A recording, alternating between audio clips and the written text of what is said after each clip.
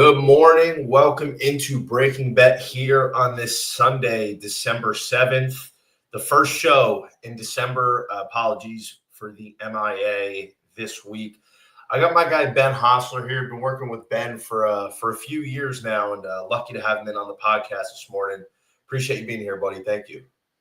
Yeah, thanks for having me on. Like I said when I hopped in, I don't think we've ever done a show together randomly, so this is a first. It is. Long overdue.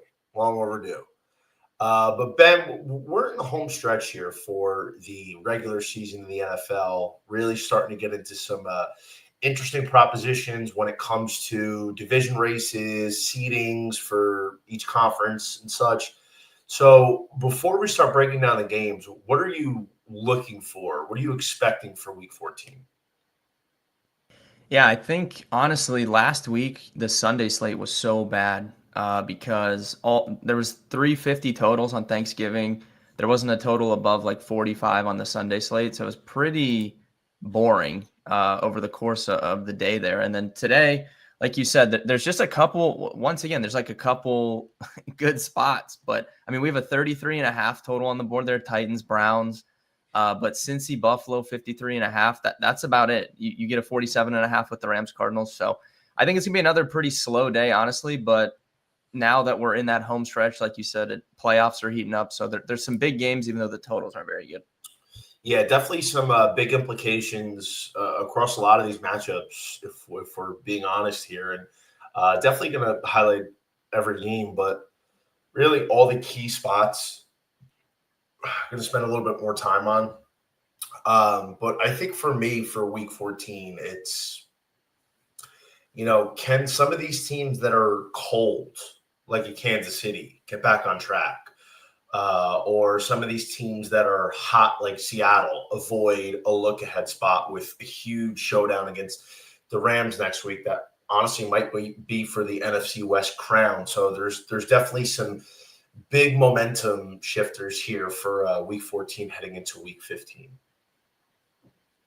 Yeah, definitely. KC is the most interesting spot to me, man. I have so much KC exposure, futures and stuff, and I doubled down. Well, actually, it's not even double down. It's like a triple down. I tripled down this week again, so I really, really need them in the worst way. Because if they lose tonight, they're done. They're essentially cooked.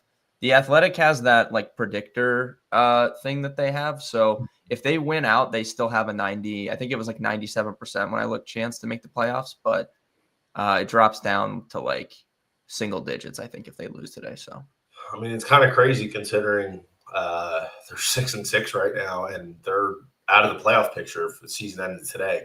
I know preseason we did the show with Brad, my usual co-host. Shout out to Brad Thomas.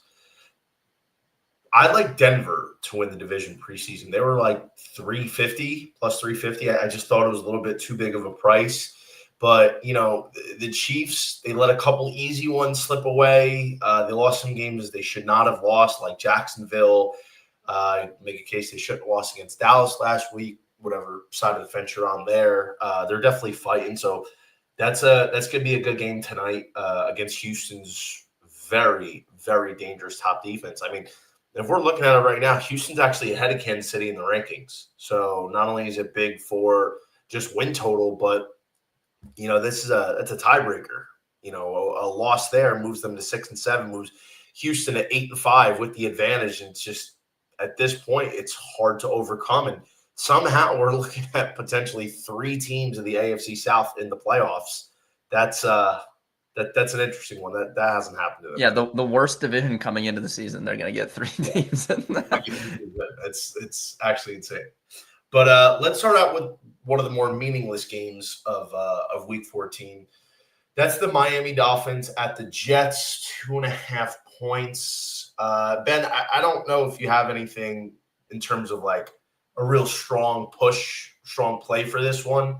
But are you on the side of Miami or the Jets today?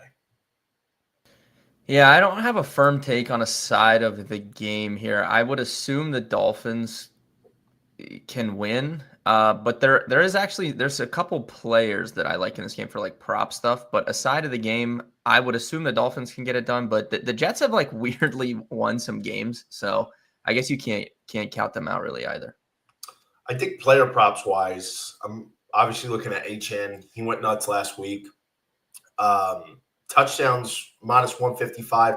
I think that's solid. Like HN's probably going to be a piece I throw in a parlay for a touchdown today. Maybe his rush yards 82 and a half. I think maybe even taking it down a little bit to 80 flat. Throw that in a parlay. You're going against a New York Jets team that's bottom 10 in rushing yards allowed to backs this year. They've given up tied for the fourth most touchdowns at 12 to running backs. So, especially with Achane's ability to do it by air and by land, opportunity for him to get in the end zone today. And Ben, not sure how you're feeling about Jalen Waddle. Any love for Jalen Waddle today? He's okay. I like Darren Waller a lot on the Dolphins side if I was going to pick one of their pass catchers. So he came back last week, first game back, instantly basically returned to the role that we saw from him prior. Pretty good route rate. I think it was over 60%. He saw the only end zone target on the Dolphins last week. And if you go back a few months, he still leads the Dolphins in end zone targets, and he's barely played. Like he just came back from injury. So they've made a point to go to him in the end zone. Got some really positive coach speak from McDaniel as well coming off of that game. So, and the Jets have been pretty bad against tight ends as well. So if I was picking a Miami pass catcher, I would go Waller, and you're getting better odds on the touchdown too. And I think there's just more equity that he would get a red zone look anyways. Yeah, 250 for Darren Waller.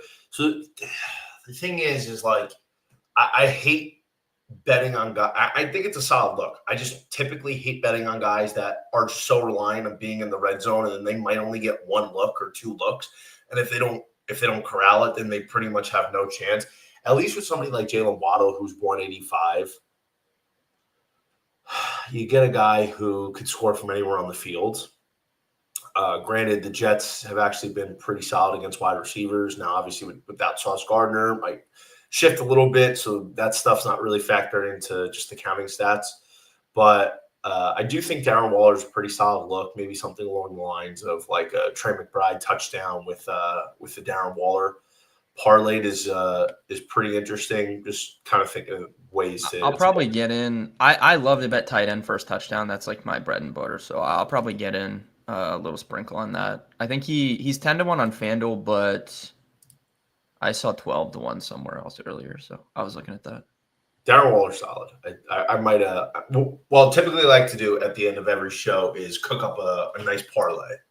So we'll file that one away, Darren Waller in there. Maybe we cook up a couple. Next up is Seattle, Atlanta. So Ben, this has been interesting because this line was, I think, 8.5 at the beginning of the week. There's been a lot of movement on the Falcons. This line's come out 1.5 to 2 points. Tough cross-country travel for the Seahawks here.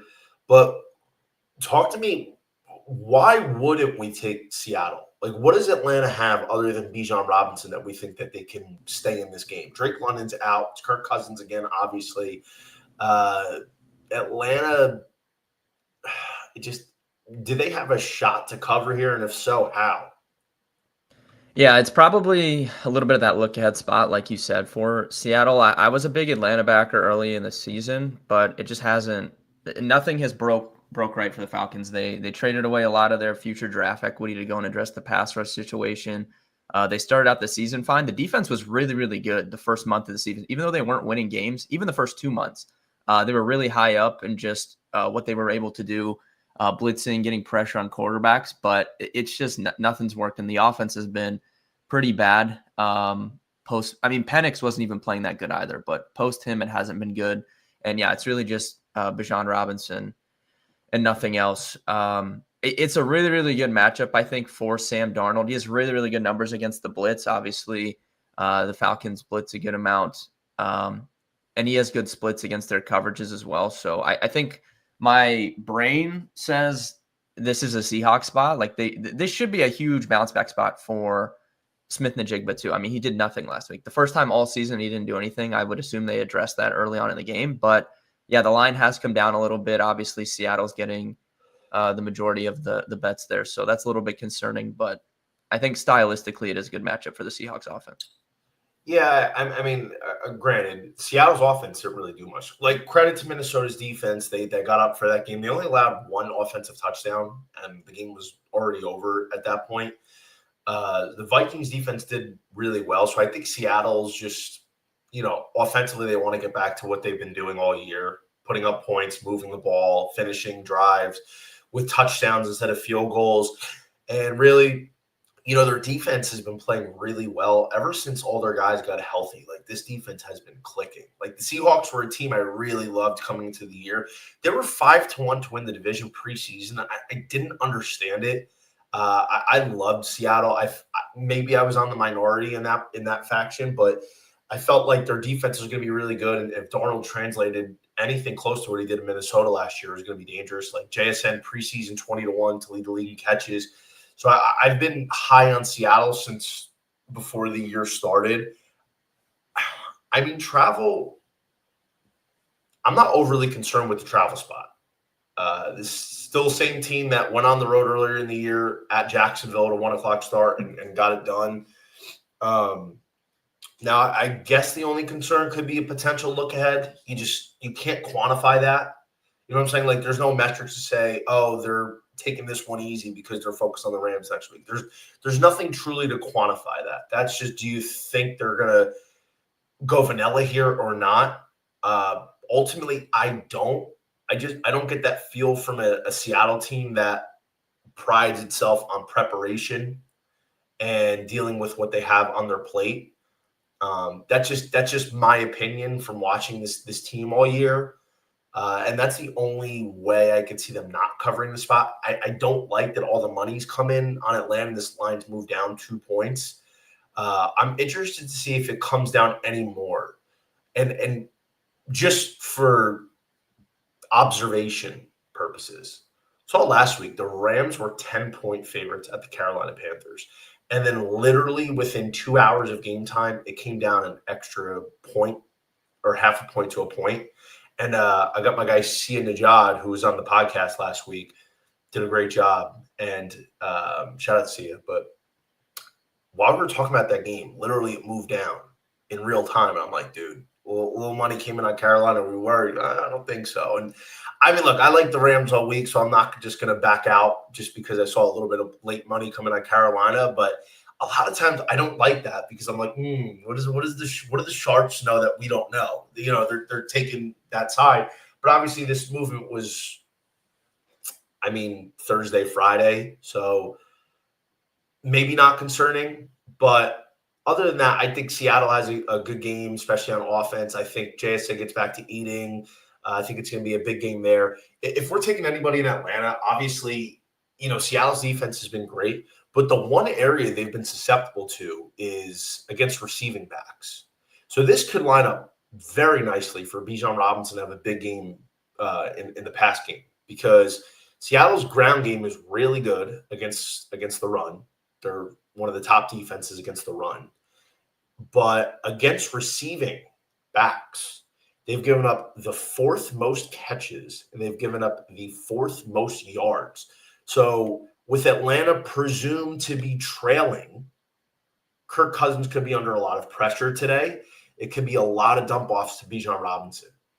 So Ben, his catch total is 4.5, juiced heavily to the over. So do you think Robinson over 4.5 catches -140 is a solid play?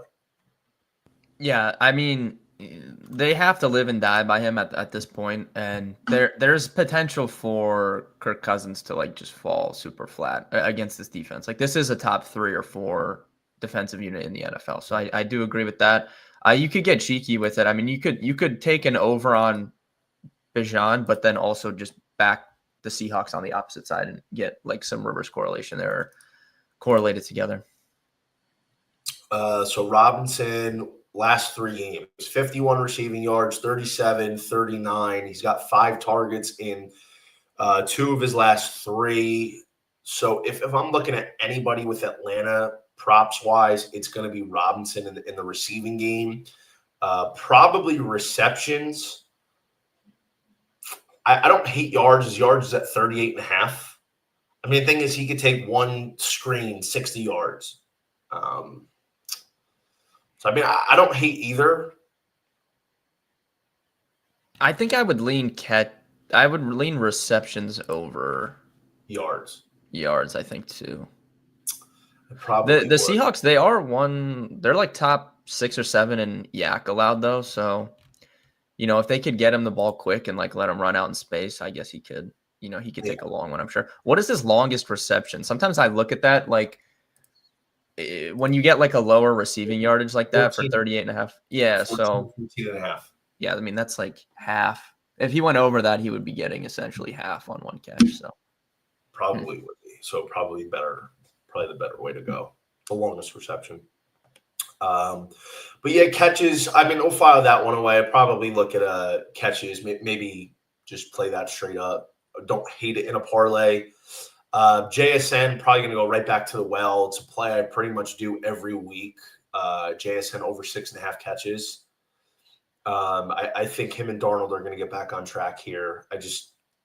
Ultimately he's matchup proof pretty much. I mean, the Vikings had a great game plan last week, but JSN really wasn't targeted. Darnold was under constant duress, and then by the point where they were able to move the ball, the game was over.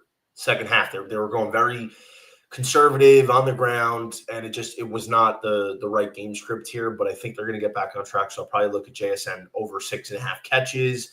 I think yards, Ben, 92.5. Still probably going to look at that. Anything by the way of touchdowns, you got Bijan minus 125, you got JSN minus 105, Charbs plus 110, Kenny Walks plus 110, AJ Barner 2-1, maybe Tyler Algier 240. Anything for tutties? yeah, it's just like I try not to bet minus odds touchdowns. It would just have to be JSN if I had to pick someone, though, just back in that bounce back game. But I don't know. Seattle, when they win, like they go super run heavy. Like they are the most run heavy team in the NFL when they play from ahead. Like they have no problems just running. So that can be a little bit concerning because if they get up, it just kills the entire rest of the game basically for their offensive like props and stuff. Yeah, that's true. But I mean, I think it's interesting. I feel like this is probably a game where JSN gets back on track. Like 8 catches, $120 and a score, just something along those lines. Because it's not, it's more of, hey, we want to make sure we're keeping the groove going into next week. It just doesn't. I mean, if Adonai Mitchell's going 8 for 102 against you, like what is JSN gonna do? Honestly, like Yeah, yeah, I tend to agree. So probably look at JSN here and Bijan Robinson and Seattle minus 6.5. For RotoWire, I actually gave out Seattle's spread. It was 7 at the time of my video, so I'd still go 6.5. All right, big one here in the NFC South. Saints at the Bucks, 8.5 point spread. All of a sudden, man, Carolina crept up on Tampa. It looked like the Bucks were going to run away with this division. They've stumbled. I mean, they won last week barely against Arizona, but really since that Lions game, the Bucks have not looked the same. They had a good game against New Orleans the week after, heading into their bye. But other than that, I mean, this Tampa team has definitely not looked like the group we saw the first 6-7 weeks or so.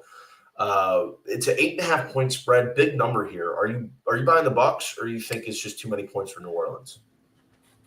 Yeah, it would be hard for me to lay 8.5 in a division game like this with Tristan Wirfs out. I think it's a little bit concerning for me. Baker just hasn't been good. Like he's just too banged up. He just hasn't been playing very well. They do have Bucky Irving back though, and he just completely iced everybody last week. Like returned back to that full role. So I'm sure they'll lean on him pretty heavily in this game. But 8.5 feels like a lot with no Tristan Wirfs, I think. Yeah, I think so too. I mean, I don't really have a strong feel in this game.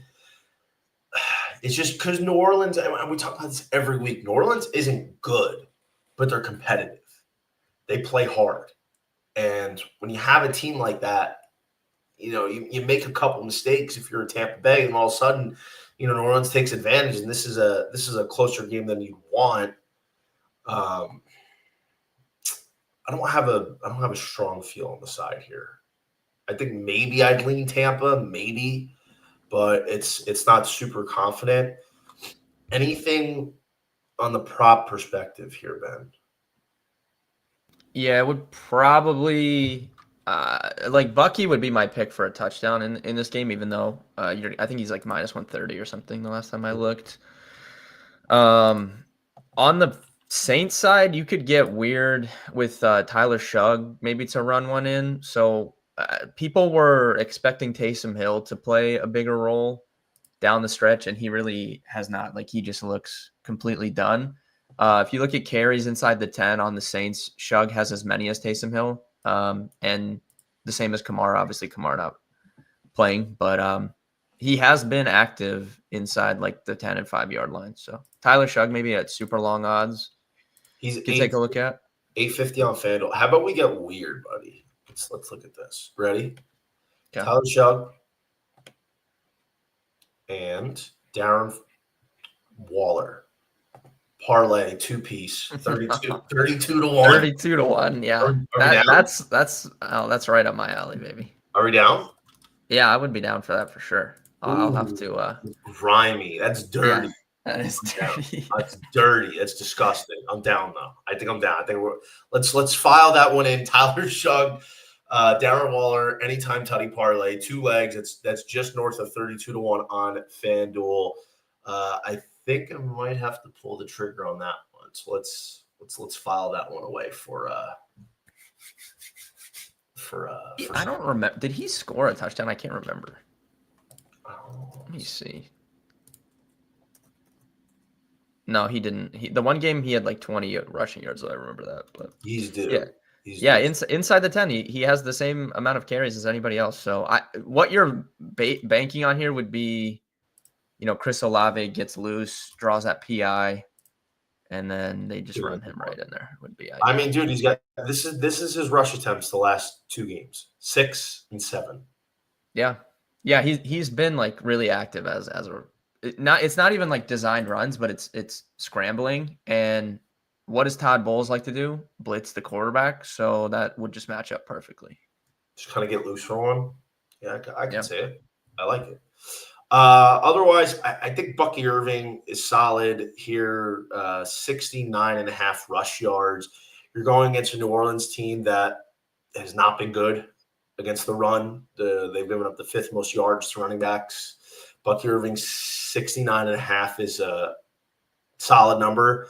And if you're basing it off the projected game script of being run heavy with Tampa being a 8.5 point favorite, there's probably a good shot Bucky Irving's going to have a 15 to 20 carry game as they're working him back into the mix here. The only thing I think it was like 20 to 5 is what he out touched Rachaad White last week, and that was like his first game back, so it should be even more so this week. I guess the only thing I get worried about is like having Rachaad White in the mix, and Sean Tucker. But I mean, he had 17 carries last week, so that's pretty solid. I think against a New Orleans defense that's just not really done that much, he could have a couple big runs here and get us over that threshold. All right, Washington at the Vikings. Jaden Daniels, I think, is back. Yeah, I believe they said he's playing. JJ McCarthy's also back. It's this Vikings team is just such a pain in the ass because one week they want to show up and they want to play like it's the Super Bowl, and the next week they just don't give a fuck. Their defense looked really good. They got up for that spot last week, but their offense is bad, dude. And I'm not, and like, granted, they played against a top defense. Now, Washington doesn't have a top defense, but they got Jaden Daniels back. I mean, it's not a great game. Like, I'm probably not going to end up betting anything from this game, but I think I'd probably lean Washington with Jaden Daniels back. Yeah, I have one play in this game that I took, but it's prop under, actually. What is it? So I took Terry McLaurin under 55.5 yards.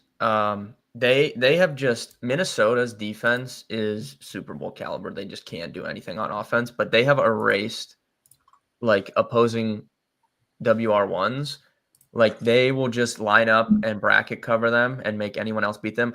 If you like listen to JSN last week after the game, he was literally like, there was no way for anyone to throw me the ball. Like they made a point to take him out of the game. And I don't see why they would do that to anyone other than Terry. Like that's not really the style of player that Deebo Samuel is. Mhm. So I would assume Terry McLaurin is going to get a lot of that attention today. And it's Jaden Daniels' first back also. Those two have never really been on the same page the entire year when they've played together too, because McLaurin missed all of summer. So I took the under 50, I think it was 55.5 receiving yards for him. That's solid. It's 53.5 on FanDuel, so a little CLV there. Okay, yeah. With McCarthy back, any love for Jetta's Washington's defense? Okay, we need it, man. Please, can he have a good game? It's now or never for JJ McCarthy, bro, because they are gonna give him the rest of these games. He's gonna have to show something. They're bringing in someone next year, regardless. Like that is a fact. But it's now or never. The Commanders have been so bad on defense, terrible. So it is now or never for JJ McCarthy this week. He needs to have a decent game. Bottom 5 against receivers. I mean, look, man, I can't help but feel bad for somebody like Jefferson. I mean, this, in my opinion, is the best receiver in football. Not this year, but overall. And you look at somebody like Jamar Chase, like even he gets to play with a Joe Flacco. You know what I'm saying? When Joe Burrow's out, and like Joe Flacco could still get him the ball. He doesn't nobody that can get him the ball. I feel like he's in hell right now, and it's just, mentally, what does that do? What does that do for him? At some point, does he want out? You know what I mean? So I feel like if you're somebody like Jetta's, it is now or never because of the quarterback. Like you want to make sure you get him right. I think Jefferson at plus 155 to score is big against a bad defense. I think they're going to make it a priority to get him the rock, man. I do. I think Jefferson plus 155. I don't know if I'll take his yards. I don't hate it. I think it's fine. But I think Jetta's to score is solid at plus 155. So I'll probably look at grabbing him to get in the end zone. Ben, would you be cool with throwing Jetta's in a parlay, TD parlay? Yeah, I would now that you like talk about it. And he has huge home road splits. I don't have the numbers pulled up, but my friend Matt that we do like DFS stuff together, we used to talk about this all the time. A large majority of Justin Jefferson's touchdowns in his career have come at home, like indoors or just indoors in general. Like he has really, really big splits at home. So you could talk me into that for sure. I'll tell you who else I'm interested in to score today. Chris Rodriguez. That's my boy. I'm starting Chris Rodriguez in quite a few of my season-long leagues today. So, yeah, I like Chris Rodriguez.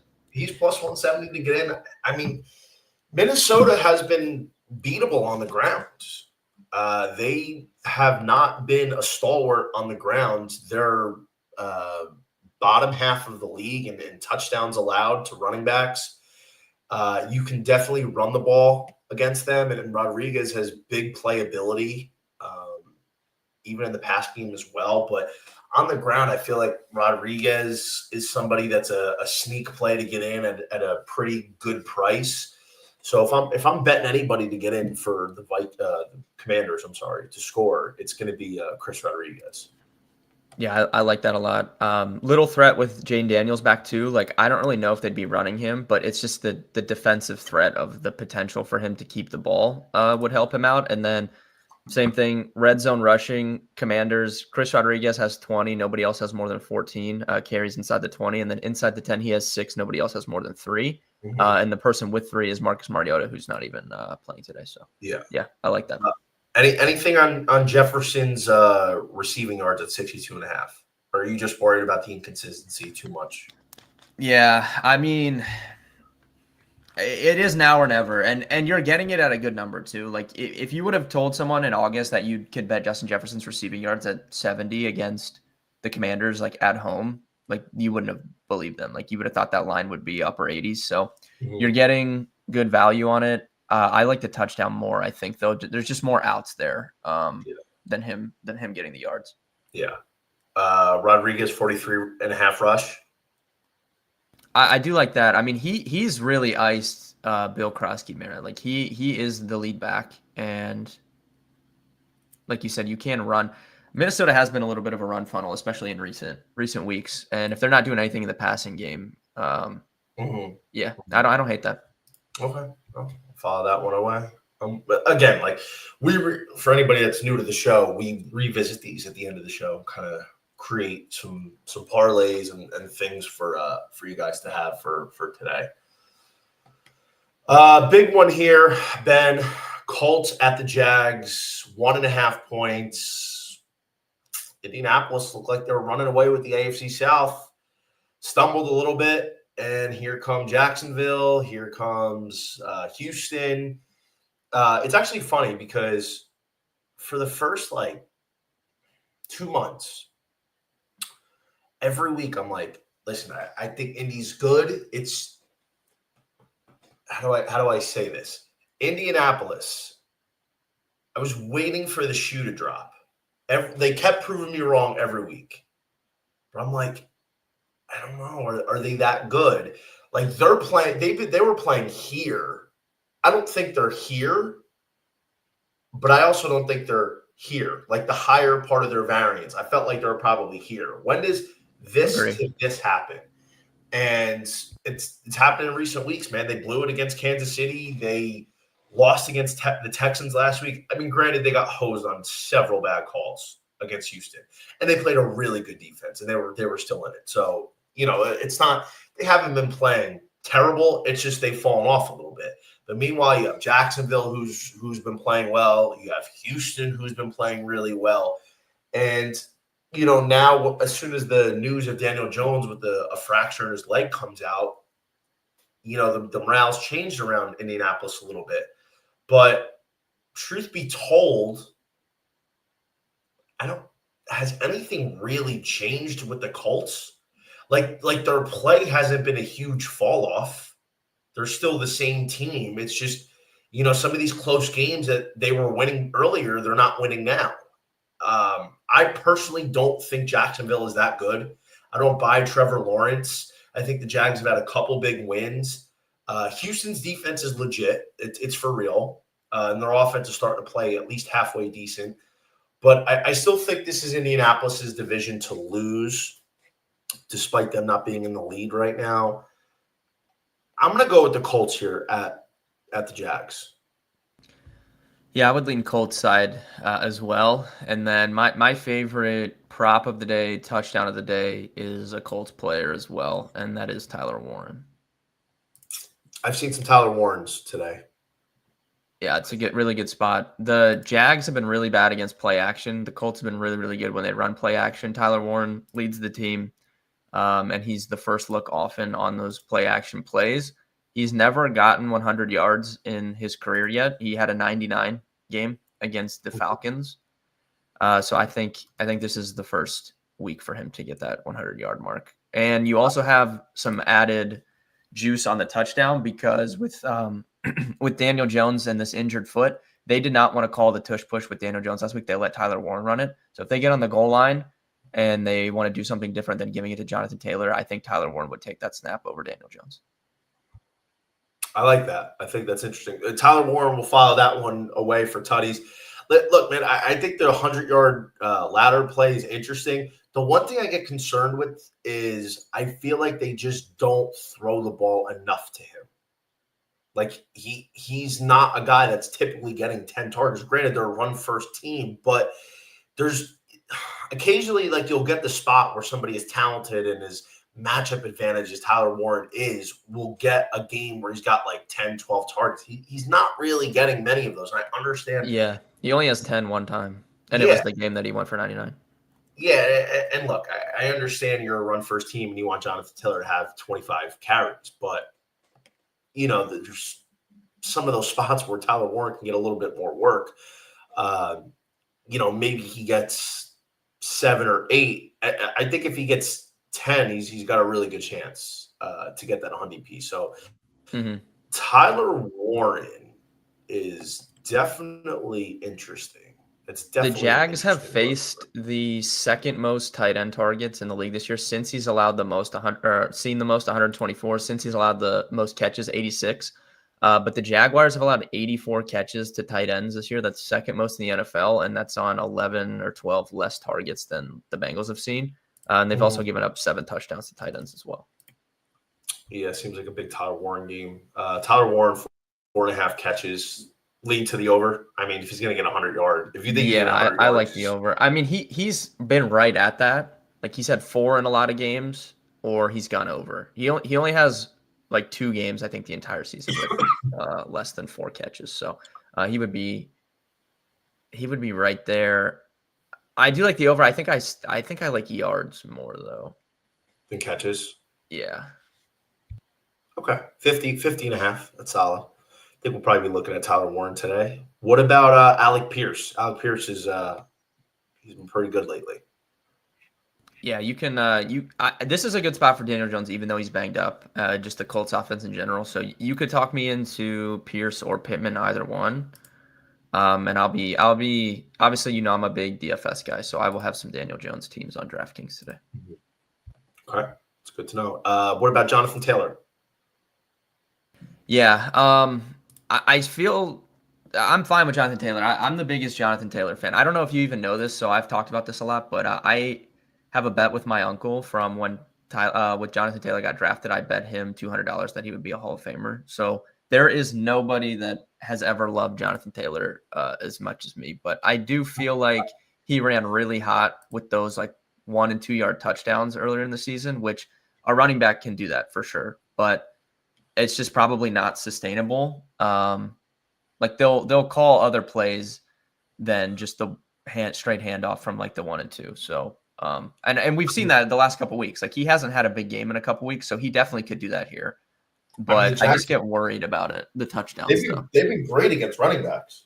Yeah, I think the Jags defense is very, very good. I just don't trust Trevor Lawrence, like you said. So that's their main issue. And Liam Cohen doesn't either. They've been one of the most run-heavy teams in the NFL coming out of their bye week. They have been trying to hide Trevor Lawrence as much as they can and just run the ball and play really good defense. Yeah. So we're on Colts, on Tyler Warren. I like that. I think that's a really good look. So far, we've only broken down a few games, and it looks like we found some really good matchup advantages. I know anybody else that follows a lot of betting people and is always looking at sports. You get random things that pop up on your feed, like touchdown parlays or other whatever parlays. Tyler Warren's popped up a couple times today. Now, like we're talking about it and dissecting it and taking a closer look and the X's and O's in the matchup. I think that's a pretty good look. I think we'll probably be including some Tyler Warren this afternoon. Benjamin, we've known each other long enough that you better know what this spot is. Pittsburgh. That's a Raven. What is it? Come on. Oh, well, wait. Before I answer anything, did you see the Reddit post about the Ravens from, I don't know whose girlfriend it was, but did you see this Reddit post that was floating around over the weekend? No. Explain. So I don't know who it was. If anyone that's watching knows more than I do, because I was out of town over the weekend, but I saw this. So someone on the Ravens cheated on their girlfriend, and their girlfriend went on Reddit and made this post, and the moderators of whatever Reddit thread they posted it in confirmed that they privately messaged them and provided information that would lead them to believe that this was 100% truthful and accurate information. So this lady was just airing out the tea about the Ravens. Apparently Lamar and everyone on the team hates John Harbaugh. They've wanted him fired for years. Madubuike, they're like, he's retiring 100%. He's done. He's not even with the team. There's a lot of guys. She didn't name drop, but there's a lot of players on the team that are going to have surgery after the year. They're just not 100% healthy. She didn't name drop who, which that's not really like hot take because a lot of guys have surgery in the offseason. But I guess like a lot of guys have been missing curfew on their away games at like the team hotels and stuff, and they've had to hire extra security to come in and monitor the hotel rooms because people were sneaking out and stuff. So I don't know. It's chaos with the Ravens, which I mean that would translate to how terrible they've been on the field. Yeah, it would. And I think I would probably go as far as saying I know a lot of Ravens fans and say the same thing about John Harbaugh. I mean, he's been living off that Super Bowl victory. Yes, he has. He's been coasting on that. And I mean, listen, I'm not even a Ravens fan. I ask myself the same question, on just decisions in game. For instance, and it's small stuff, right? It's not like groundbreaking, but and this is routine. This isn't just like a one-off thing. It's every year we're seeing something like, what is John Harbaugh doing? And for instance, the latest example, why is Derrick Henry ripping up the Bengals defense in the first quarter, and then he doesn't step foot on the field in the second quarter, and then he's doing his thing in the third quarter, and then he doesn't touch the ball in the fourth quarter? Like, I don't understand. If I'm not mistaken, Ben, I don't think he had a snap in the second or the fourth quarter. You're like the Ravens. You could tell me whatever you want about Lamar Jackson, but they're a run-first team. That is a run-first offense that's built off the back of Derrick Henry and that ground game.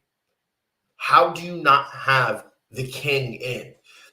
And that's just like a microcosm because it's small stuff, but that is some shit that always happens with them. Where you're always questioning John Harbaugh and the coaching staff. It's like, well, why are they doing this? You know what I'm saying? The story of the Ravens is they beat themselves. They do it every single year. They've done it in the playoffs the last 2 years. They've had games where they could beat the Kansas City Chiefs in the playoffs, and they beat themselves. Zay Flowers will fumble at like the 2-yard line, or they'll do something else. Like it's time and time again, the Ravens beat themselves and just lay down in these like big moments. But yeah, the Bengals defense is generationally bad. Their run defense, like not bad in this year. Like go back to like the year 2000. This is one of the worst run defenses we've ever seen. And they ran the ball 6 times in the first half of that game. It just makes literally no sense. Yeah. Well, that's I mean, I didn't need all that info, but now I have it. This is Steelers for me. Yeah, this is a classic Mike Tomlin spot as well. Well, it's not even that. I didn't even need to look into the game X's and O's or the Reddit threads or anything like that because Ben, it's a Royal Mint spot. You know that. Yes, yes. The infamous, the notorious Royal Mint spot, road dog, 5.5. I mean, granted, there's a 6 out there. And it looks like on FanDuel it's trending towards getting a 6. I think I like the Steelers here. I think they're live today. They're a live dog. I like them to at least cover. Look, I think the Ravens are a much more talented team. I think they're a better team, but there's a lot of shit going on within the Ravens locker room. And AFC North, these two teams usually always play each other tough. But it is a classic Mike Tomlin spot. I mean, both teams need a win off bad losses last week. But give me the Royal Mint spot. Give me the Pittsburgh Steelers. I think they are going to get this done today. Yeah, you could talk. Something just feels. It just feels off about the Ravens, man. And that like before I found out all that like Reddit thread stuff. And look, we don't even know if it's true, like whatever. But it's just something feels off for them to do what they did on Thanksgiving night against the Bengals. Like that was a must-win game for them too. Like they're trying to win the division. Like they can't be dropping games. So I don't know. Something feels off there. Yeah, Ben. How inclined are you to take the Steelers money line today? Yeah, if I was looking at just straight underdogs to win outright, that might be my favorite pick, to be honest. So you could, yeah, I don't really like any of these. So yeah, if I was picking an underdog on the money line, Steelers probably be my top pick for the day, honestly. Yeah, we got a couple more I want to talk to you about, like maybe like a little fun underdog parlay on the money line. I don't know if I have any props I love in this game though. Yeah, I don't think I have anything in this game. Like I could see this being a disgusting, gross, grimy game. Yeah. Oh, by the way, speaking of late Sunday morning action, Tampa Bay's line went from 8.5 to 7.5. So I might be switching up to New Orleans. Yeah, we were talking too many points with no Tristan Wirfs, man. I don't understand that. Well, it's still 8.5 on DK, but yeah, interesting. FanDuel, I feel like, is usually a little bit sharper, A little bit. line wise. Yeah. Yeah. Ben, Tennessee's at Cleveland. It's 3.5. It's been 3.5 all week. 33.5 total. 33.5 total is out of this world. Insane. Ben, I gotta be honest. I like Cleveland. And I'll tell you why. Dude, I love Cam Ward. I think he's gonna be a superstar. I think we've seen this year, though, he needs a little bit more developing. He's not put in the right system this year. And there's just not a lot of talent around him. I think he's going to be really, really good. I do. I just don't think this Tennessee team is good. Like, Cam Ward will keep them competitive. They'll hang around in games that they shouldn't be hanging around in. I'm not sold on Cleveland's offense. I think Quinshon Judkins is awesome. Shedeur Sanders, I'm not really there yet with him. Cleveland's got some good pass catchers. But really, the reason why I think Cleveland's going to win and cover this game is because their defense. I mean, their defense should be able to swarm the Tennessee offense. Myles Garrett's not playing at a Defensive Player of the Year level. He's playing at an MVP level. I think when you break down the Titans offense, the Cleveland offense, the Titans defense, and the Cleveland defense, you only know what one of those units is going to do, and that's the Cleveland defense. And I think that they're going to play really well again. And if you watched that game last week in San Francisco, like box score watchers would say, "Well, what do you mean? You know, they give up 26 points to San Francisco." I mean, if you watch the game, it wasn't like that. The Niners had a huge punt return that got them inside the 30. The Cleveland muffed the punt that gave the Niners the ball inside the 20. The Browns went for it on 4th and 1 from inside their own 40, didn't get it, short field. So there was a lot of short fields that the Cleveland defense had to contend with. And they honestly played pretty well. Like I watched a lot of that game, and every time it looks like Cleveland was really making some plays and keeping the 49ers offense honest. I think the Browns are going to win and cover this spot at home, 3.5. Yeah, I like Browns and Judkins stuff. When the Browns win or play from ahead, he's the biggest beneficiary, and they've made a point. And anytime the Browns have won a game, they will just go to him in Wildcat if they get inside the 10. So you just get kind of added potential for like a touchdown. But yeah, it would be Judkins stuff, and I like the Browns side of things too. Browns defense is very, very good at home versus on the road. So I mean, his carries are insane. He's got, I mean, his number, what's his number set at? His number set at 21.5. I was going to guess 20. Yeah. I would probably take the over. I could see him getting the ball like 24, 25 times. And no Sampson, I'm pretty sure as well. Might roll with the over then. Yeah. 22 times. Yeah. The cool thing is DraftKings lets you parlay carries. For whatever reason, FanDuel, super, super weak. They don't let you parlay carries. Yeah, I didn't. I would like draft. I can't even bet on DraftKings. It's so annoying. I'm trying to look. So it must be nice to have them down here. I can't even. Yeah, you.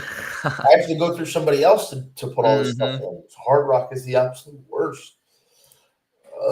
It's such a nightmare. It's a torture. Yeah, Hard Rock is not good. Hard Rock's terrible. All right, this is one of the biggest games of the week. Ben, we have two in the same week. Another Royal Mint spot. Cincinnati Bengals at the Buffalo Bills. Going to be a great game. 54.5 point total now. It's just moved. There is a 6 on DK. Ben, I'll let you start this one off. Yeah, so Bengals obviously must-win mode.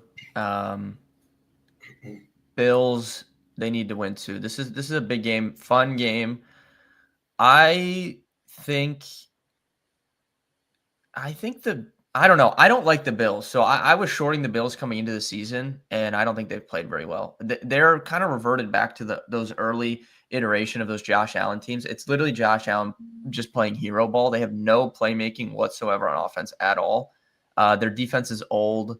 I'm pretty sure is Joey Bosa playing in this game. I never saw like confirmation on that because Yeah. that would actually be pretty big. Their pressure and all that stuff drops off a ton if you take him off the field. So I need to see if he's playing, but this would be a worrisome spot for me if I was backing the Bills. I don't have a play in this game on a side, but I could see Joey Bosa's out. Terrell Bernard's out.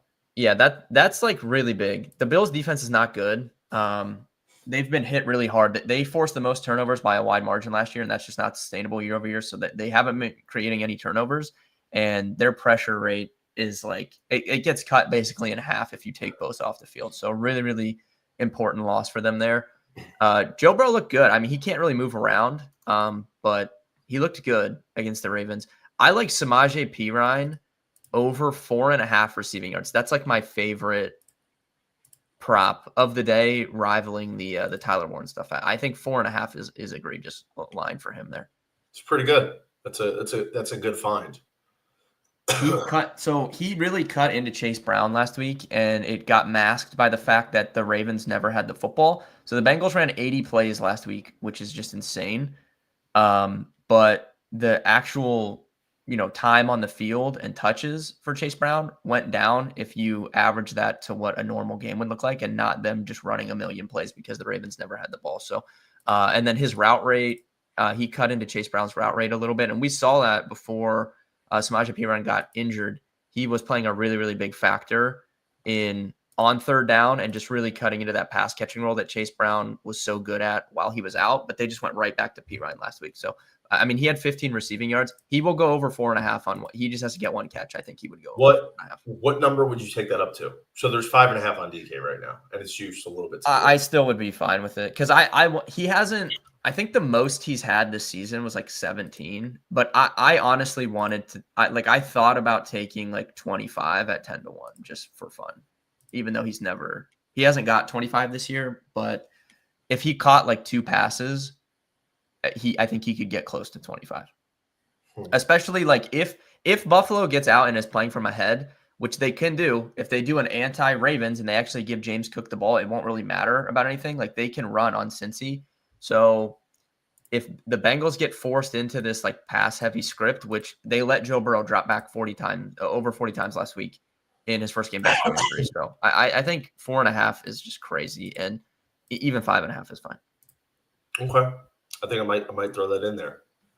I love Cincinnati. It's a royal fucking mint spot. Aside from take that out of this, take that away, right? Take my spot, my coin phrase, my Mona Lisa. You take that out of the picture. We're looking at an offense that, especially without Bosa and Bernard, should be able to move the ball. You got T. Higgins back. Burrow, Chase, the dream team's back. Defensively, we know that Cincinnati's not good. But Buffalo, I mean, I think it's a little bit of a letdown spot from last week. I don't think just because they kicked the shit out of the Steelers means anything. I'm not buying stock because that happened. This is an opportunity for Cincinnati to score a lot of points. Now, granted, their defense is definitely susceptible. James Cook can definitely have a big game on the ground for sure. Allen can have a big game.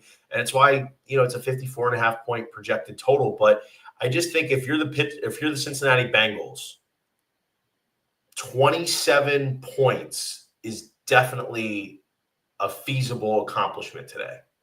If you're scoring that many points, I just think getting 5.5, even 6 on the road is a tad big. I think since he's live here to win outright. So I was trying to reference before Steelers money line, Bengals money line is pretty interesting. Both of them. I just don't think that the Buffalo Bills are going to have a lot of answers for what Cincy's going to be able to do on offense. I think it's going to be a big Jamar Chase game. I think Jamar Chase is probably a ladder candidate, probably get in the end zone. Burrow pass yards, big. I think T. Higgins can get back to getting in the end zone. Jamar Chase minus 135. James Cook on the ground, sure. Yeah. I mean, his number is 99.5. I don't know if I'm running to take that. That's insane. I can't. It's a really good spot, but Yeah, It's too I don't high think for I'm me. running to take James Cook 99.5, but I just feel like Cincinnati's going to get up for this one. They're in it. Somehow Oh, they're in they have to it. win. They literally have to win out. But yeah, I mean they are in it for sure. They're 100% live right now. If they beat Buffalo, I mean they're right there. So give me the Cincinnati Bengals. I just think they're going to be able to move the ball a ton. And listen, I understand their defense is bad, but let's not forget their defense just has to be somewhat decent. It can be below average, but with Joe Burrow back scoring points, keeping the ball, keeping Josh Allen on the sidelines, the defense just by natural progression of the offense is going to be okay. It's going to be better. I mean, I still think Buffalo probably has a shot to put up 30 as well, but when you as a defense, when you know your quarterback is back and you're able to score points, it takes a lot of the pressure off you. Like if you give up points, if you give up big plays, like your QB's got you. So that's why I think the Cincinnati Bengals defense, yeah, it's really bad, but it's also been playing without Joe Burrow. And we saw last week against Baltimore. They played a lot they played over their heads last week. 5 takeaways. Ravens are going through a lot right now. But we saw when Joe Burrow's out there slinging it, putting up points, moving the rock, like he inspires a lot of confidence. Like you feel like you have a shot in the game. And I think Cincinnati's defense on paper, yeah, it's bad. In real life, it's bad, but it's hard to quantify now with Joe Burrow back. They can be even a little bit better, which could be the difference. So I think Cincinnati's a live dog here. I like them to cover. I think they have a really solid chance to win outright as well. Yeah, I can definitely see that. You kind of talked me into it a little bit. No pushback from me there. All right, so props wise, we like Chase. What do we like Chase up to today? Yeah, he should have a pretty big game. I would feel like he basically has to For at them this to win. point. You know. I was just like cooking up some stuff earlier in the week. I had Jamar Chase 90 yards. 83.5 is his total, but I think 90. I feel like 100 is pretty solid today for him. 110 is decent. I think I'd be cool. I think I'd be cool with that. Maybe 125. I mean, I know it's a lot of yards, but Yeah, if you're building like a parlay or something, I don't hate it. Especially if you're doing like a same game parlay. yeah. I do like this one, so I'd probably roll there. T. Higgins 180 to score is not bad. Dalton Kincaid's back. Might roll with some Dalton Kincaid to get. Yeah, that is big for them because since he's just so bad against tight ends. So yeah, they're receiving. Yeah, they've given up the most touchdowns to tight ends this year. 13 touchdowns. It's not even close. It's like 12. I think the next closest is like 8 or 9. Yeah, they've given up. They gave up 3. They gave up 3 touchdowns to the Steelers tight ends in the same game, and it was 3 different tight ends. Let's just play around. Let's have fun with this. Hang on. Ready? So, I think this is pretty good.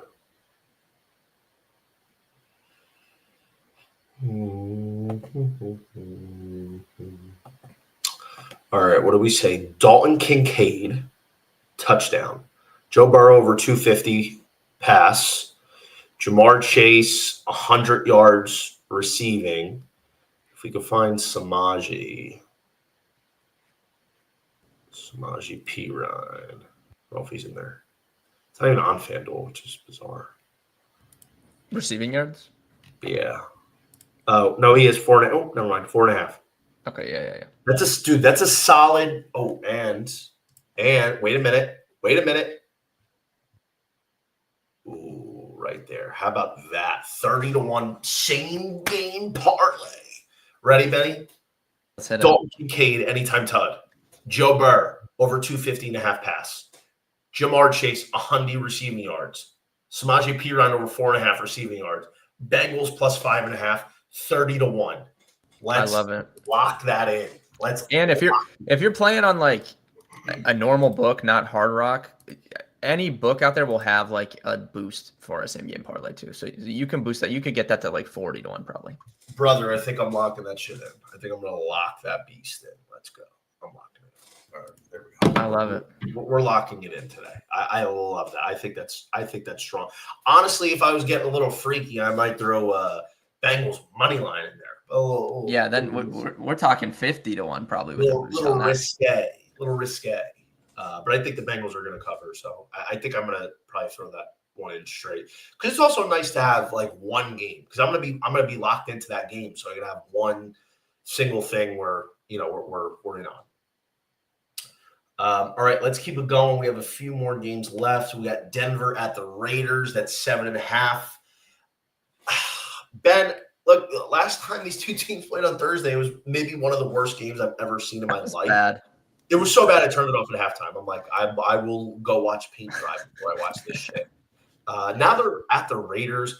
I mean, look, these two teams, get up and get the spot they're going to get up on. Denver is a team that should blow them out. But Denver's had this really, really, really bad habit of letting these inferior teams hang around. They've done it all year.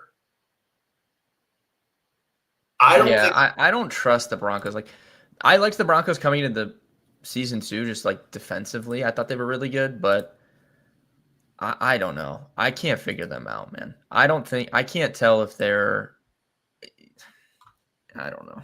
They're just a weird team. I probably don't have anything.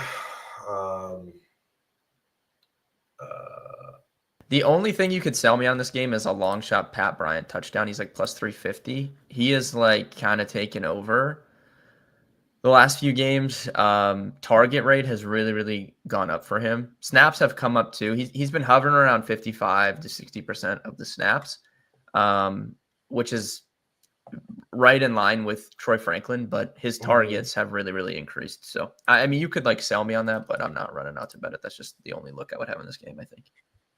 Yeah, I'm not running to this window. Like, typically, it's hard not to take interdivision home dogs. I know I've gone against it with the Colts today the Jacksonville Jaguars by taking the Colts, but I can't get with this game. I mean, I think if I had to lean one side, it'd probably be the Raiders getting 7 and a hook. Like, the Raiders are bad, but Denver just doesn't want to play football most of the time. Just looks like they don't even get off the bus. So it's like, I don't know. And I hate Sean Payton. I just do. I don't know why. I've never liked him. To think I was nice to his kid at Baja. Wow. In 2018, I was nice to his kid. Baja Mars, 2018. I also met Leighton Vander Esch that week. That's pretty sick. Did I ever tell you the story? Leighton Vander Esch looked like he wanted to fight me. No, I have not heard that. All right. Quick story time. So 2018 Baja Mars March. So right when the new league year starts and free agency starting for the NFL. It's the middle of the day, and I'm playing blackjack. I got a table all to myself. I like doing that. I like playing one-on-one against dealers. Sometimes the casino was very quiet at that time. Baja Mar was pretty new. They didn't open that much sooner than when I was there. And anyway, I'm playing blackjack. I'm on a heater. Like, every now and then you get like one of those shoes that's just you can't lose. So I'm up probably like $1,000. The shoe's wrapping up. It probably got like 10 hands left, whatever. So there was this couple that comes to sit down, and I'm like, hey, like, I'm on a heater right now. Do you guys mind if like I just finish out the shoe? So the girl was super nice. She was like, yeah, no problem at all. No problem. The guy looked at me like, really? Are you serious? I'm like, bro, like, unless you're going to pay for my losses here, I can't upset the apple cart. I looked at him like, I think that's Leighton Vander Esch. And this is 2018. So this is like right when Leighton Vander Esch. Yeah, that's like when he was good. Yeah. Bro, I stood next. I like, so he's like, yeah, all right, no problem. So I finished up the shoe, whatever, won some money. And then I went up to him after. I'm like, hey, bro, like, I appreciate it. Sorry about that. Like, I just wanted to win money. He's like, whatever, no problem. Like, bro, this kid was huge. Like, you see NFL players like on TV, But when you're sitting next to him in person, I'm not a small guy. He was huge. He was clean 6'4", just yoked. I'm like, bro, like I'm not gonna get in a fight with Leighton Vander Esch. I just, just blackjack etiquette. I got to make sure I'm finishing out this shoe strong. But it was pretty funny. But he definitely looked like he wanted to punch me in the face. That's crazy. Like, all right, why'd you get in a fight with Leighton Vander Esch? I didn't want to. It just sat down in the middle of my shoe. I was out of here. All right, so Chicago is at the Packers. Dude, I have like two opinions on this. One, at some point, the Chicago high variance luck train is going to run out. The Packers are the biggest lock of the season today. But on the other hand, Green Bay, I don't buy Green Bay. I don't think they're that good. But we disagree on that one. I think Green Bay is the best team in the NFC. I think Green Bay is going to really. Yeah, I'm pretty. I'm pretty high on Green Bay. Did you say that before last week's game? Yes, I have 25-1 or 20-1 from preseason Super Bowl, and then I bet them again. I bet them before the Micah trade, and then after the Micah trade as well. And then I might get back in on them. That's one of the teams I'm debating on right now because I want to get back in on some stuff now that we know a little bit more about these teams. I just think 6.5 in this spot's a lot, but like I'm conflicting here because I think Green Bay giving 6.5 in a divisional game is a lot. Yeah, I don't like laying a touchdown in a divisional game. I 100% agree with that, but I can't. I just can't with this Bears team, man. I just can't. I can't do it. Ben, I also feel like the Bears, they're kind of due for a stinker. You know what I'm saying? But I also don't think Green Bay's that good. I'm not 100% sure what I want to do with this one. I have like my biggest bet of the year on Green Bay. So you think Green Bay's going to cover? Yeah, I took -6.5, and then I also. Again, I could be foolish, but I just took Green Bay and KC money line +100. KC has to win. Like they may not win. That's very possible, but they have to win, and they're at home. Their defense is very splitsy, home versus away, so it's big that they get this game at home. I'm worried though. The KC has some O-line down against Houston. That is worrisome for me, but.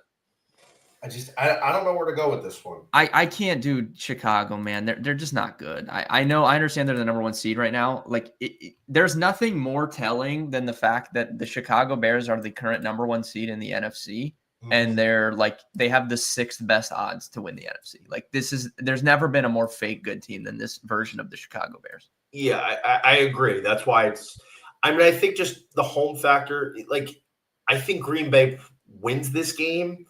But 6.5 is a lot, though. I'm with you. I'm with you on that. I don't know if I have a strong opinion on this. I mean, listen, maybe throughout the day I'll get one and I'll put a play out. But I don't know if I have a strong enough feel on this game. But props wise, you got anything? Yeah. Interesting stuff on the Chicago side. I liked this before the Romo Dunze news came out that he wouldn't be playing, but Luther Burden is the Chicago Bears' best receiver. But the Bears we saw a really big role change for him 2 weeks ago, Luther Burden. Really icing Zacchaeus, snap rate's way up, route participation is way up, and he hasn't been able to take advantage of it because of the games that they've been forced into. So they played that weird game against the Steelers, against Mason Rudolph. Caleb Williams had 3 touchdowns, but they kind of like got up. It was like a weirder game when you go back and watch it back. And then they got in that game against the Eagles where they were just running down the Eagles' throat. Caleb Williams had 154 yards in that game. He didn't need to pass the ball. So I do think Luther Burden is interesting. If you want to take his yards, I took it at 39.5. It's probably still at that or at 40. And then Colston Loveland too, honestly, like he needs to play a bigger role. The one way you can beat the Packers when you throw it, they're not great against tight ends. So, and he's scored some touchdowns as of late too. Like he can play a big threat in the red zone. Yeah. I'm a big Luther Burden guy, though. I've been waiting for the breakout game. I hit his over yards a few weeks ago, and I'm getting back in today. Even though I think the Packers win the game, like that, he honestly would make it better because I would prefer the Bears have to actually throw the ball in this game. Maybe I lean Green Bay. I don't know. I actually think it's really funny. I keep seeing this Jordan Love Toyota-thon. Like he keeps saying Jordan Love Toyota-thon. They're like Jordan Love during Toyota-thon. I'm like, what the fuck are you talking about, man? Like Toyota-thon. I'm high on Green Bay. I honestly like if you gave me right now, I would pick Green Bay to win the Super Bowl. I don't know if I can get there. I just don't think their offense is that good. I mean, you get a fluke game from Dontavian Wicks, and truth be told, the Lions really don't look that good. Their defense has been a mess. And then, look, I'm sure that game is a lot different on Thanksgiving if they don't lose Amon-Ra 3 plays in. That changed the entire complexion of their game plan. For sure. Amon-Ra's a difference maker, obviously. He's inconsistent, but Jordan Love is good. I mean, 19 touchdowns, 3 picks. Turnover-worthy play rate isn't high. I think he's underrated to what – I think there was a point where he might have been considered overrated coming off that – he had that big year like when he was first the Packers starter. So I think he probably was a little bit overvalued then. I think it's swung back, and he's probably a little bit undervalued now. But their receivers are strange. They have a lot of similar receivers. Like they don't have like a true like – number one receiver. They have a bunch of like 2s and 3s. It's like very strange how their team is constructed. I'll tell you who I do like today. I like Christian Watson. Yeah, it's Christian. Christian Watson is all the Packers receivers have good splits against man coverage. That's another reason why I like them today. But Christian Watson's the man beater on this team. Chicago plays man heavy, but it's even more so with Jalen Johnson back. They went super man heavy against Philly. So yeah, it's Christian Watson for sure today. Watson's plus 185 to get in the end zone today. I think that's solid. 53.5 for Watson. I think that's decent. Josh Jacobs, 78.5 rush yards. Maybe. He does nothing. If he doesn't score touchdowns, he does nothing. Yeah. I think Watson touchdowns probably the big play for me this week. I don't know if I expect to see a lot on the ground for the Bears. The Packers' run defense has been pretty solid this year.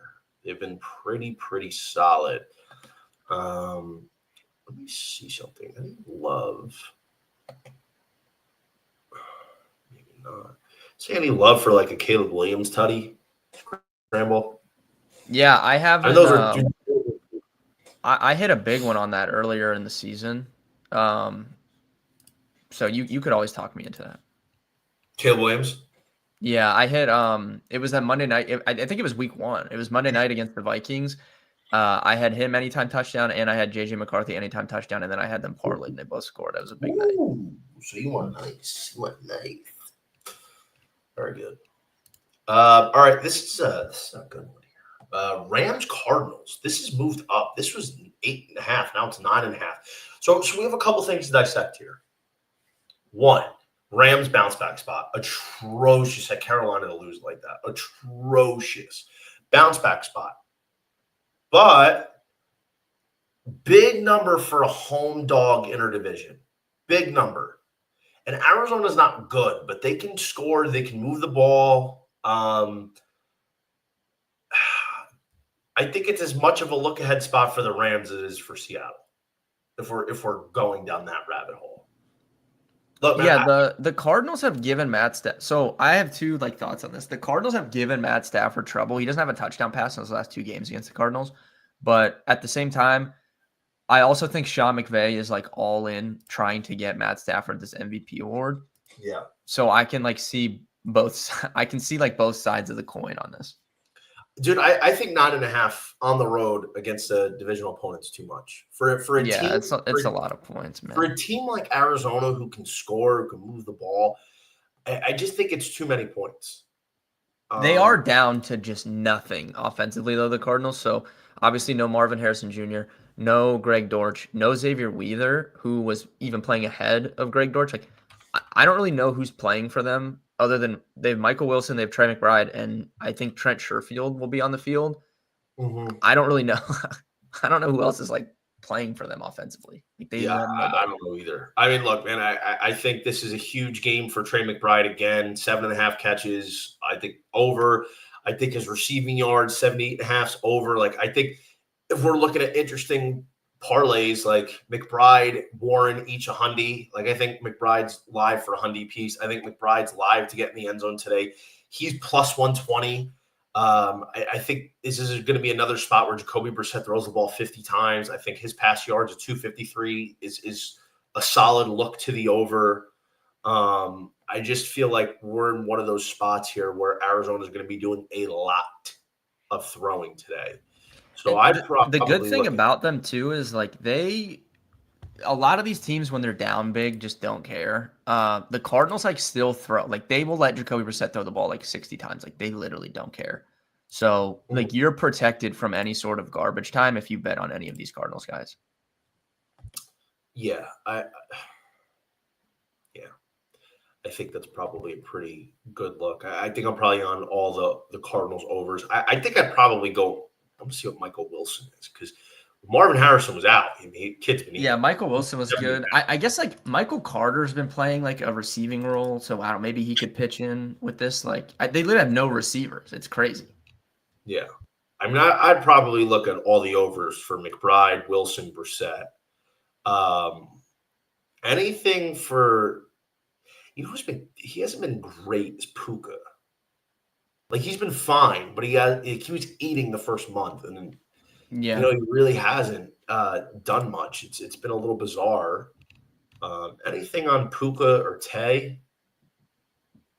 Yeah, I mean, you could always talk me into Puka, like I said, and you kind of have. I really believe McVay is trying to get Stafford this MVP. So they've just gone like Devontae Adams has been like a receiver version of Jerome Bettis. He will have like 40 yards and 3 touchdowns. Like they just throw him these 2 and 3 yard touchdowns, which has really affected Kyren Williams because for the last like 3 years, Kyren Williams has taken every sort of a touchdown inside the 5 from the Rams, and then this year they've just flipped it and they've been throwing all those. So you kind of get some added juice if you're going to take these touchdowns that they've just been so pass heavy inside like the 10-yard line because they're trying to pad Stafford's stats. Yeah, I think so too. 9.5 is a lot of points, buddy. I probably wouldn't touch a side of this though. No way. I think I'd probably take the Cardinals. I think Yeah. That's where I would lean. Yeah, I think it's too many points. But I like the overs on Brissett, McBride, Wilson. I think at least 2 of them are going to hit. So I'm definitely riding the Cardinals garbage time train. Rams, I'm actually having a little bit more trouble with because I think if they score a lot, it's just who's going to get it. Is Stafford going to mix it around? Maybe we go Stafford pass yards. He's 263. It's a lot. Kyren Williams, it's weird because Blake Corum is getting a lot of. He's been very involved in the red zone too. He's cutting into his workload a lot. Yeah, this is not the normal Kyren Williams that we're used to. I'd probably look at Stafford over everybody else. I mean, he's 2.5 pass touchdowns, juice plus money to the over. I'd probably look at him getting back on track here. McVay's kind of an asshole. Like he'll be like, yeah, we're gonna run up the score on him.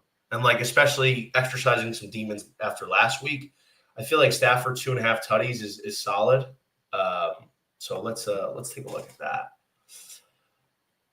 All right, Houston at Kansas City, Sunday Night Football. This is 3.5 currently. Ben, I know you're all over the Chiefs to win. Do you think they cover?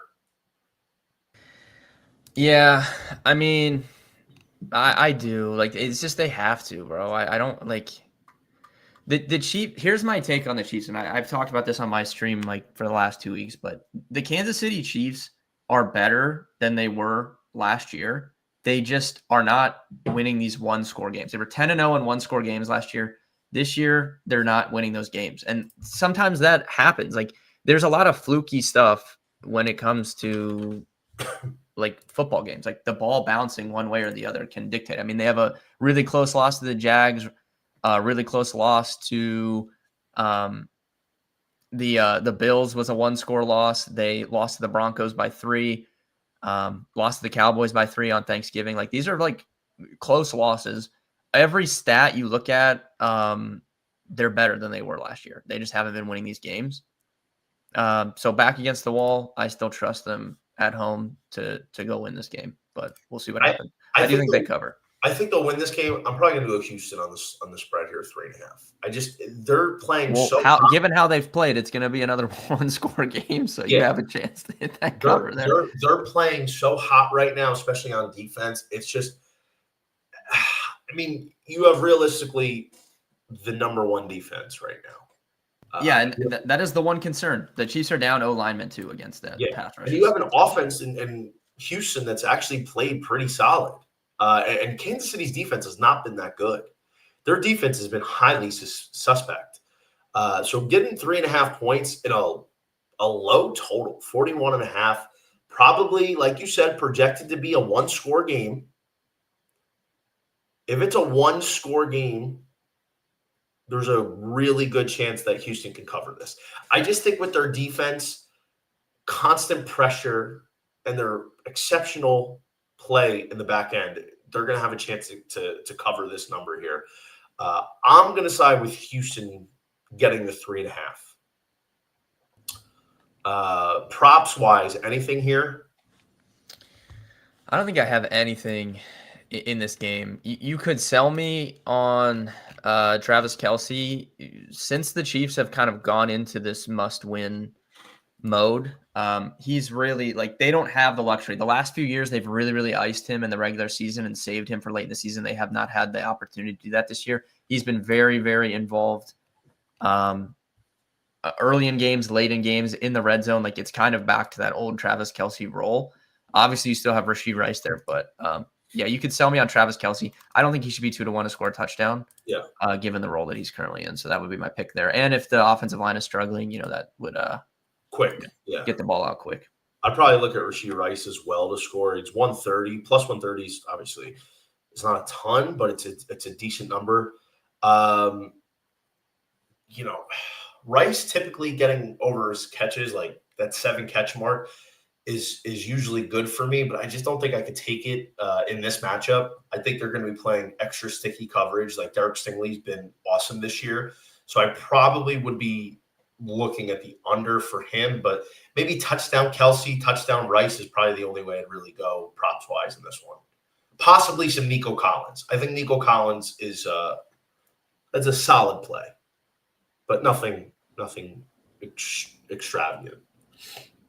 All right, Monday night, Eagles at the Chargers, 2.5. It's actually down to 1.5 now, so let's change that up. But long travel here for the Eagles.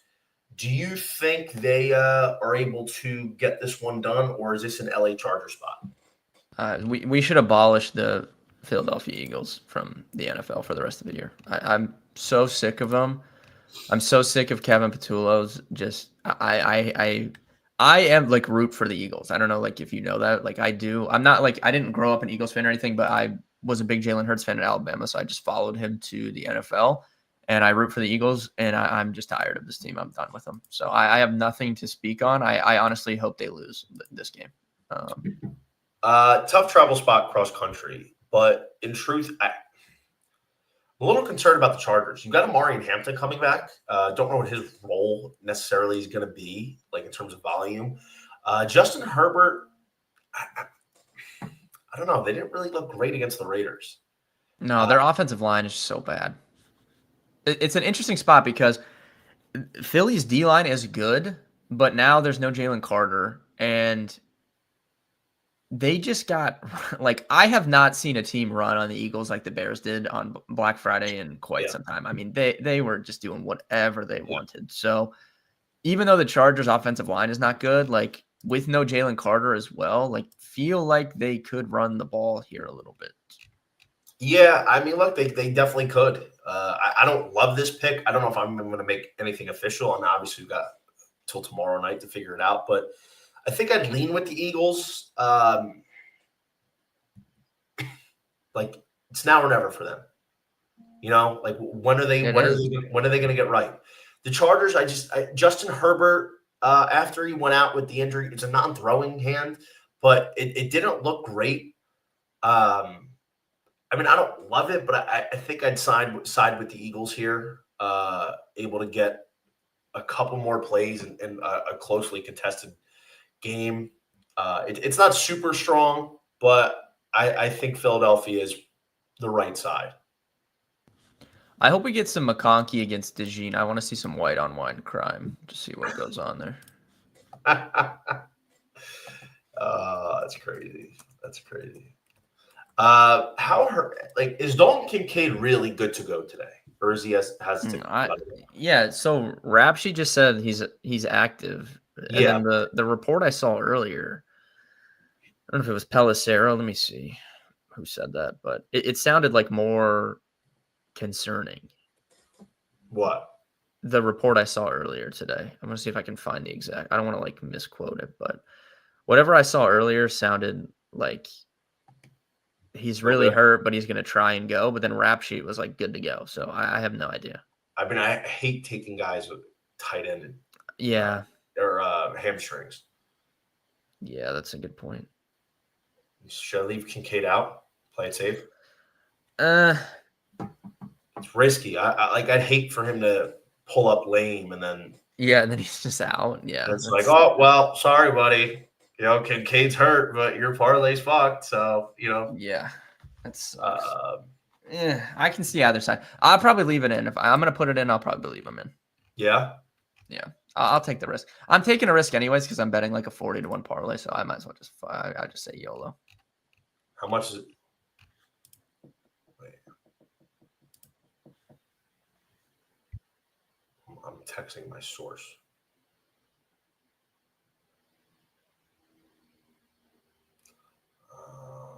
I think he already did it. Okay, so let's cook up here a parlay, Benny. All right. Got a few minutes. One shot parlay. I'll let you go first. Like you want anything? Just my favorite of anything. Anything. Maybe like a 5-legger, 6-legger. Okay. Just like the dumb fuck parlay of the day. Yeah. So do you want Are we going for? Well, are we shooting for the moon here? Because I would just a realistic chance of hitting. All right. I mean, give me. So I'll put Tyler Warren. We'll do like 80 yards. Yeah, we'll do like 80 yards. Yeah. Give me that. Okay. Let's see. Tyler Warren. We're gonna hit one. I have a feeling we're gonna hit this week. I have a good feeling. All right, 80 yards, Tyler Warren. Yep. Okay. How about got Tyler Warren 80 yards? Let's go with Trey McBride, 7 or 8 catches. What's his line? 7.5. Yeah. Let's see how bad it is. If you took 7, it's probably crazy. Minus 220. Want to go 8? Yeah, let's just do 8. We're just going the white tight ends here. I like this. See what? We'll do McBride 8 catches. Let's do Jacoby Brissett.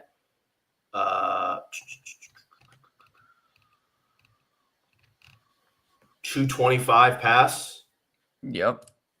Should be good. Let's see. So we're at 8. We're at like almost 9-1 already. Yeah. Okay.